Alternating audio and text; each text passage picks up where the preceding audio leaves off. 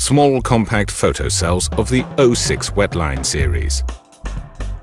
Powerful photoelectric sensors, ready for use for the special requirements of the food industry.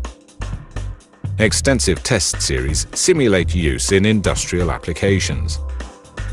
No matter how and where IFM sensors are used, IFM quality is integrated into the product. In hygienic and wet areas, the photoelectric sensors are put to the test by frequent cleaning processes. As the water spray and steam tests show, the O6H300 switches reliably, always at the set range. Automatic sensitivity compensation ensures reliable functioning, even in cases of highly reflective environments.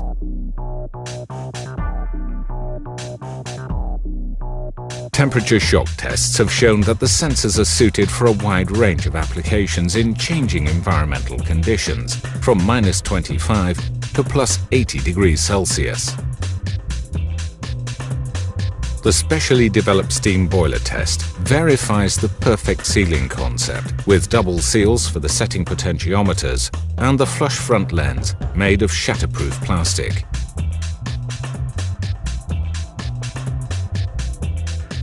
The high protection rating IP68, IP69K and the high quality chemical resistance are certified by Ecolab.